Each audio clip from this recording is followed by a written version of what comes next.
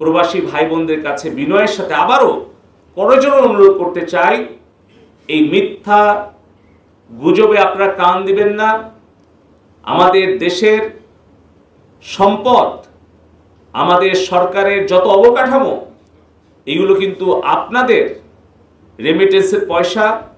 Remittance যারা পাঠানোর বিরুদ্ধে অপপ্রচার করছেন, রেমিটেন্স আপনারা যদি বাংলাদেশে 6 মাস না পাঠান বা আপনারা যদি বৈধ পথে না পাঠান, এই ক্ষতিটা কার হবে?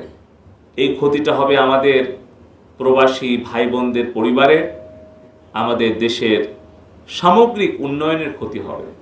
সেতু ভবন যারা ধ্বংস করে, যারা একটি বিকৃত মানসিকতায় আনন্দ করছেন, তাদের জন্য বলি যে এই যে হাজার হাজার কোটি টাকার সম্পদ ক্ষতি হলো, এই যে কোটি কোটি ছাত্রছাত্রীদের মনে হৃদয়ে ক্ষত তৈরি হলো, এই ক্ষতিটা কিন্তু সরকারের নয়, এটা কিন্তু জনগণের ক্ষতি। এই এলিভেটেড এক্সপ্রেসওয়ে, এই মেট্রো রেল, পদ্মা সেতু, ডেটা সেন্টার, বাংলাদেশের যত কিছু অবকাঠামো, তার ক্ষতি হলে এটা দেশেরই ক্ষতি হবে, জনগণের ক্ষতি হবে। রেমিটেন্স যারা পাঠানোর বিরুদ্ধে অপপ্রচার করছেন, রেমিটেন্স আপনারা যদি বাংলাদেশে 6 মাস না পাঠান বা আপনারা যদি বৈধ পথে না পাঠান, এই ক্ষতিটা কার হবে? এই ক্ষতিটা হবে আমাদের প্রবাসী ভাই বোনদের পরিবারের, আমাদের দেশের সামগ্রিক উন্নয়নের ক্ষতি হবে। তাই এই অপপ্রচারগুলো আমাদের প্রতিরোধ করার জন্য সবাইকে ঐক্যবদ্ধ হয়ে কাজ করতে হবে। আমি লক্ষ্য করছি যে অনেকেই অপপ্রচার করছেন যে রেমিটেন্স যদি আমরা 6 মাস বাংলাদেশে না পাঠাই তাহলে সরকার পতন হয়ে যাবে।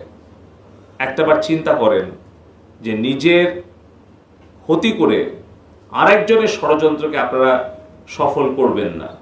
এর আগেও কিন্তু এই ধরনের অপপ্রচার হয়েছে, বহুবার হয়েছে, বারবার কিন্তু সত্যের জয় হয়েছে, মিথ্যার পরাজয় হয়েছে, কিন্তু তত দিনে যে ক্ষতিটা হয়ে গেছে সেটা কিন্তু আমাদের কাটিয়ে উঠতে অনেক সময় লেগেছে।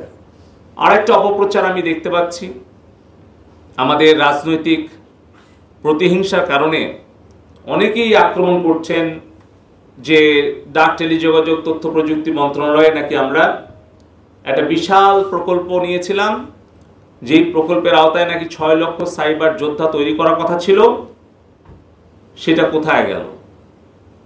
আমি বলতে চাই বিনয়ের সাথে, এই সংকটে, আমাদের দেশের জাতীয় এই সংকটে রাজনৈতিক প্রতিহিংসাটাকে পরিহার করে দেশের সামগ্রিক উন্নয়ন এবং শান্তি নিরাপত্তার জন্য আমরা যেন সকলে দায়িত্বশীল আচরণ করি। এই সময়ে মিথ্যা অপবাদ দিয়ে হয়তো রাজনৈতিক প্রতিহিংসা অনেকে চরিতার্থ করার চেষ্টা করছেন, কিন্তু একটা কথা আমাদের অবশ্যই মনে রাখতে হবে, মিথ্যা দিয়ে সত্যকে সাময়িক ঢেকে রাখা যায়, কিন্তু সত্যের জয় অনিবার্য।